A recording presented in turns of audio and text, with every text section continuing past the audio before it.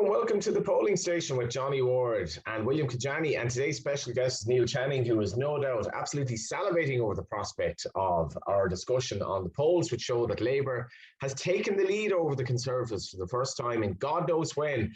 Or in this case, the God will be William Kedjanyi, who actually knows the answers to all these questions. So we're going to have to talk about the future for Boris Johnson. Neil is particularly interested in the betting on Star Sports for the year of the next election in Westminster. So lots to discuss. We also have interesting goings on in Scotland and Northern Ireland. A massive poll lead for Sinn Féin over the UUP, and the DUP relegated to an also-ran. So we've that to discuss, and we also have a little bit of Germany and Canada. Let's start with you, William Kedjanyi. You've been racing, you've been around, you've taken a little break, you've been in good form of late. Yeah, feeling really prepared and refreshed to attack the rest of the political betting year. Also very pleased to say that this morning I found the whiteboard, the much missed whiteboard. Rumours of its demise have been, I think, well overstated, and It will be going to be Brighton and Manchester, at least. Neil Channing, a 5-point lead for Labour over the Conservatives. Does this shock you? Does it actually mean anything? 2-point lead, I think it is. It's a 2-point lead, but no, I mean it's kind of shocking, I guess, in that it's the first time Labour have had a poll lead for a hell of a long time. When is it, Will? It's the first since January of this year, and it's lowest Conservative vote share since October 2019. I want to say 5 point. Yeah, I mean, I should say, rather than a 2-point and a 2-point lead. Yeah, there was a betting market, wasn't there? Would Labour have a poll lead this year? And I think it got the punters have got the money. Basically, there was a big move towards that it would happen. I mean, superficially, I guess you can look at it and say that the field work for this was done right in the middle of the Tories putting up tax on working people. The national insurance is the definition of a tax on working people. It's a tax on earned income, and people don't really, generally people don't really like their taxes going up. So that superficially, you can probably say that's exactly the reason for it. In this poll, the previous YouGov poll, the Greens had their highest for some time on 10%, and they've fallen to 9%, down 1, and Labour have gone up 1. So that looks like a kind of a straight swap. And obviously, these things are kind of rounded up. So that could be a very minimal move from the Greens to Labour. A more interesting move, perhaps, is that the Tories are down 5 and that the Reform Party are up 2, which suggests to me that, there has been quite a lot of talk of people, I mean, it's just nonsense stuff from columnists in the UK media saying, I think something in The Spectator saying that, the Tories have become communists because they're taxing working people to pay for social care. And apparently that's a hugely left-wing thing to do. I mean, obviously it would be hugely left-wing if they were to tax wealth and unearned income in order to pay for social care. But what they've chosen to do is to use a deeply regressive system of taxation, the national insurance, whereby proportionately working people are going to suffer the most and people on the lowest incomes are going to suffer the most. And ironically, that seems to have cost the Tories in the polls, even though a lot of those people are non-voters or don't really vote Tory. And it's cost them in the polls because the way the Daily Telegraph and the Spectator and the likes of those rags have tended to put this is that the Tories are, becoming a tax and spend party. Actually, tax and spend is really popular if you poll it generally. The public like the idea. They maybe in the secrecy of the, you talk about shy Tories and stuff, in the secrecy of the electoral booth, people don't always, but if you poll people, they always say things like, oh yeah, I don't mind paying a little bit more income tax if it means that the money goes to the NHS. Those things are always seen to be quite popular.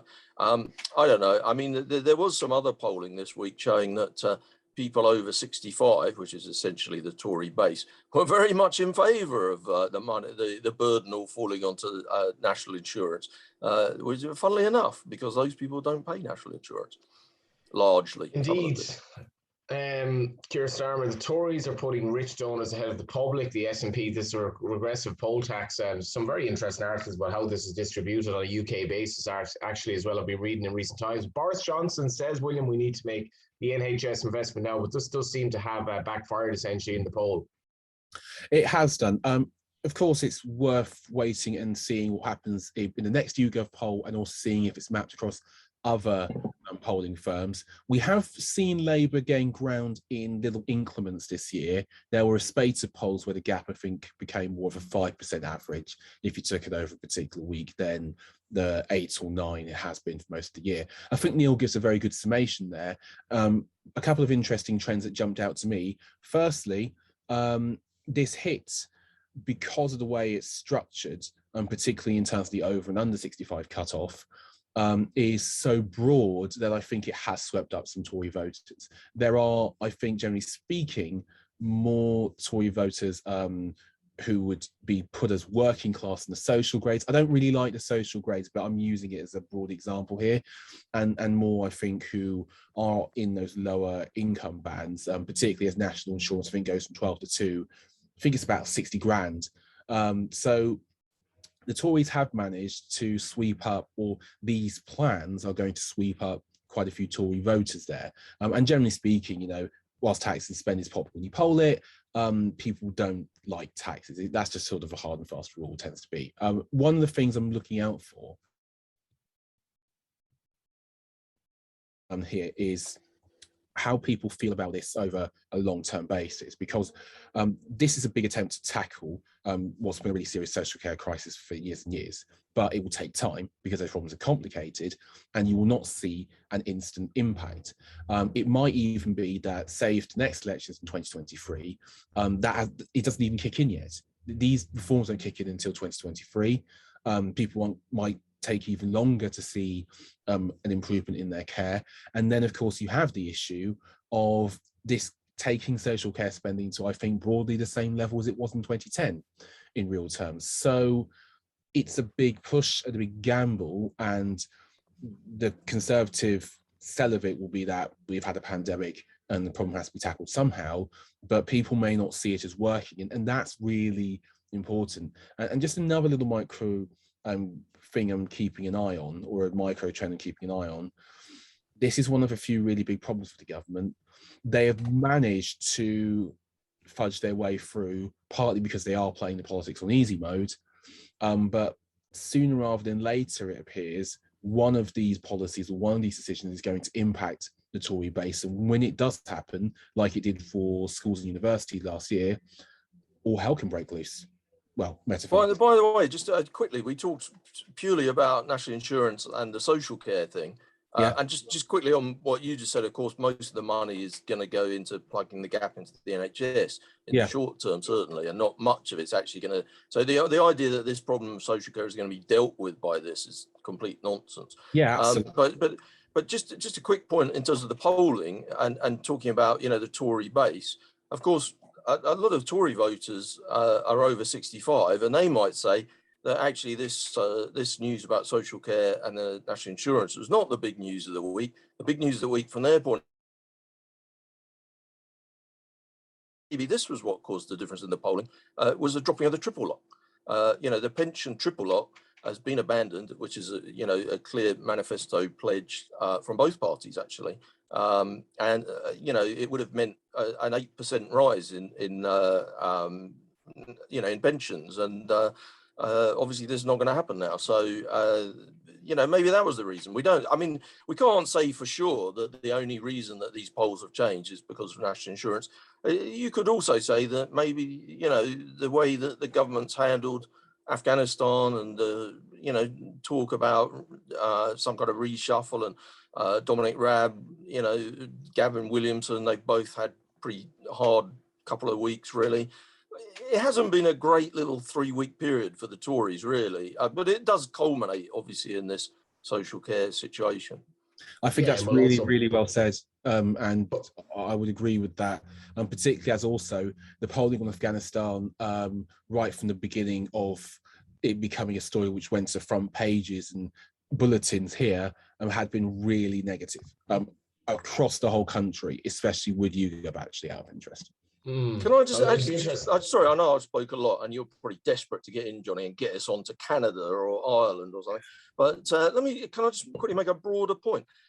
Because we often talk about the difference between polling and political betting as a way of predicting the future.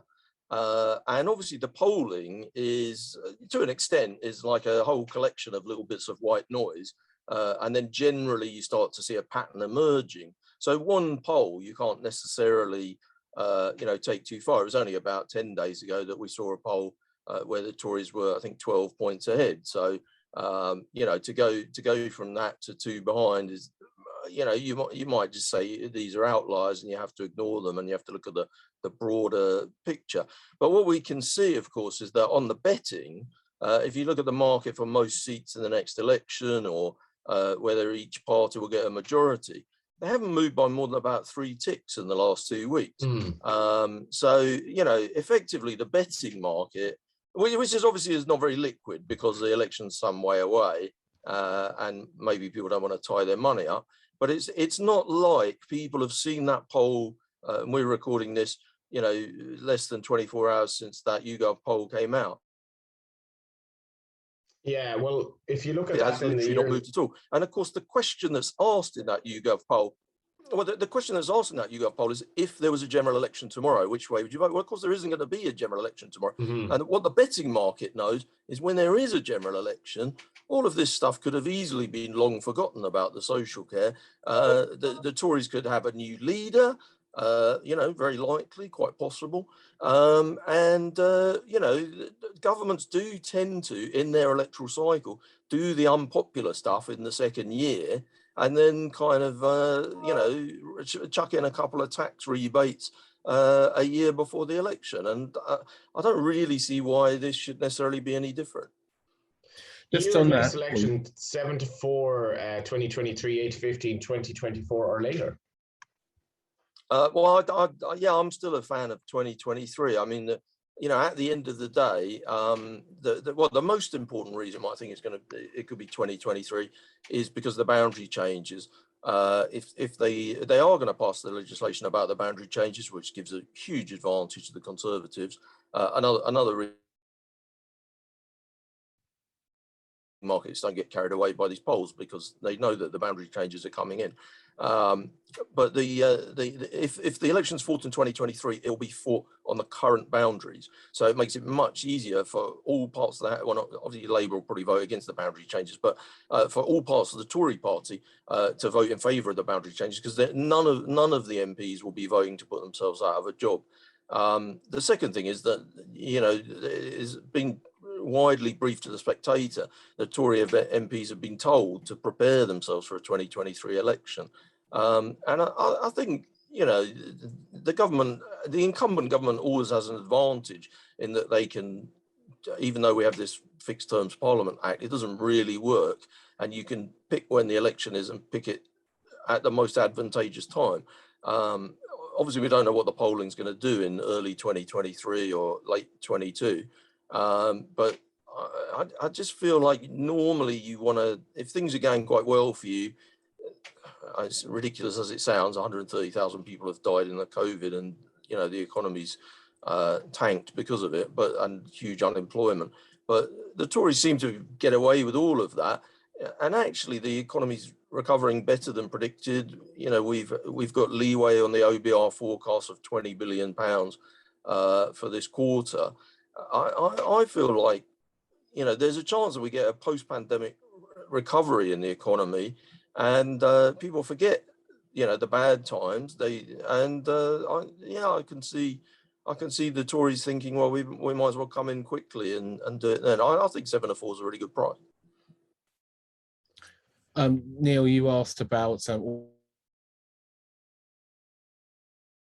put the idea of a different leader taking the Conservatives into an election. You can get 15 to 8 on that would start if it's of interest. The market is very, very keen, or our market at least is very, very keen on Johnson taking them in. He's 5 to 2 on. So that might be of interest if anybody here. And it's not, it's been a thing for a while that, Johnson is struggling in terms of his party support and party management. Well, your man Dominic Cummings did say, didn't he, that Johnson was one more election and then he's off to make some real money or something like that. You know, I can't. I mean, he's obviously favourite to see them into the next election, but it's definitely possible that they, you know, this is why I think it's been a bad strategy from Labour to talk about the incompetence of the Tories, because it's very easy for the Tories. They've shown in the past that they're pretty ruthless about doing it. They can just get rid of somebody at the drop of a hat and bring somebody else in and then pretend that they're all starting from fresh. You know, that's what Johnson's done quite well, isn't it, really? I mean, the Tories have been in government for 11 years in this country, and they managed to portray themselves in 2019 as the sort of insurgent force. Staying with the UK, obviously the Northern Irish polls that we spoke about prior to the start of the show were interesting. DUP in a really bad situation has actually lost its lead in unionism and has been decimated in terms of Sinn Féin's upsurge. Interesting goings on as well in Scotland, William. Just looking at the latest betting here, will there be a Scottish independence referendum for the end of 2025? 11-8 yes, 4-7 no. And as we spoke about last week, obviously the Greens and the SNP going into alliance together. Yeah, just something I'm keeping an eye on, because I think that the union is going to become a more pronounced issue for a number of reasons. I think it's going to be a big issue at COP26. That will bubble under the surface. Indeed, Johnson was already going on about Nicola Sturgeon being kept away from Union Jack a couple of weeks ago when talking about that event. There was also a poll. Again, these are pretty much nearly all margin of error polls. I think the fairest thing to presume is that if there was to be Indy Ref 2 at any point in the near future, that both sides would start on pretty much 50, give or take. But it was interesting. I think that had everything was taken into account, that has 51 for yes, 49 for no. This is an issue that many people will feel has been done to death, but that said, it just keeps on going. And again, if things get difficult, when things get difficult for the government for the autumn and the winter, that'll be a very easy flashpoint for other, regional governments take advantage of. And I wouldn't be surprised if you did see a slight uptick in the yes vote. So something to keep an eye on. We spoke before, didn't we, on the polling station about how it suits the Tories and it suits the SNP that the referendum doesn't really happen now. From the Tory point of view, they've managed to portray themselves as the unionist party in Scotland, which has given them a big advantage over the Lib Dems and Labour. And from the SNP point of view, they definitely don't really, even if they had the power to call an Indy referendum on a day of their choice, I don't think they'd pick one where the polls are showing roughly 50-50. I think they'd probably wait until a day when it was more 60-40 in their favour. And right now, they can keep going along, those damn Tories won't let us have what we want. And that plays very well for them in terms of, their voters. And, despite the fact they've been in government in Scotland for so long, they're still picking up points in the polls. And obviously, I think I'm sure I was not optimistic about the chances of Anis Sarwar, who I think is just going to be yet another in a long line of useless Scottish right-wing Labour poor leaders. I'm reading such nonsense. Like there was polling after he became the leader, and we had a lot of stuff from Starmer about Anis Sarwar was already cutting through in a way that Richard Leonard couldn't. 17%, mate, down 4. Obviously, I think I don't think they've approached it in the right way. I think this idea that you can just sit on the fence on the constitutional issue is not going to be a winner. Because we see that from the Lib Dems over Brexit. If you just fish in a pool of half the population, when there are other parties doing the same thing, you can't really win. I don't really, I don't see any good news for Labour in Scotland, unfortunately. So tell us what you really think, Neil. We are going to move on to Germany. I think there has been a bit of a move here. This is 2 weekends away now, William. The STP into 2-9 favourites to win the referendum. Yeah, this is one of the most remarkable political stories of the year, one of the most remarkable political betting stories of the year. There's been a complete and utter turnaround here. You get something like 8-11, the SPD, not too long ago. In a fortnight, Merkel's outgoing the CDU and CSU, they're now 100-30. They were once odds on. I mean, it was once odds on that Armin Laschet would be the next Chancellor of Germany. That looks certain to be Olaf Scholz, and this momentum has been carried through the last couple of weeks campaigning. No, Scholz was on about 10% at the beginning of August, wasn't it? I mean, this has happened really quickly and really recently. Now 3's on. Yeah, pretty remarkable. I mean, if you'd have asked any German observer, would the CDU, CSU get under 25%? I do not think they'd come back with a percentage that essentially leads to, freeze on, but it's freeze on that they get under 25%. Absolutely remarkable. Huge turnaround there. Something I think for the value of being able to win an election during a campaign, which has not necessarily been the case anywhere and everywhere recently, and I think especially it hasn't necessarily been the case here in Britain. So I think it's a good lesson in the sense that if you can spot a trend, you can absolutely still beat the markets if you're willing to be observant. And right now we're looking at a coalition, but it's not certain who's going to be in it. I did read something the other day that because originally it was felt that the left party would be left out of the coalition. But in the last few days, I saw something saying that they're more likely to be included now. Is that? There's been an awful lot of talk about various coalitions. More of that, I think, at the point when this was looking a bit more competitive. We may bring up our coalition market again. It was 130 favourites for the SPD and the Greens and the left that to make it when we last had it. Substantially shorter now, and that'll be something to keep an eye on, because this is a really, really big moment for Europe, especially seeing as Britain's left the European Union. It makes Germany. When did that happen? If I check my notes here, I am told Google it, Will. all that time ago. But in all seriousness, this is really, really important. Not just that, but also Angela Merkel was leaving a huge, huge hole. In terms of her stature, in terms of her relationship with the German public and her relationship with the wider European community as well. So an awful lot on the in tray of the next German Chancellor. And it looks as if we know who it will be. But again, I can remember thinking about plenty of elections, and that's not been the case. Let's finish up on Canada. I don't think there's been much movement here. Liberal Party 4-6, Conservatives 11-10, and this takes place next week, William. It does. The Conservatives have been on the charge, not quite SPD style, but they have been on the charge. They have polled really strongly since Trudeau called that election. It's beginning to look a bit Theresa May-ish for him.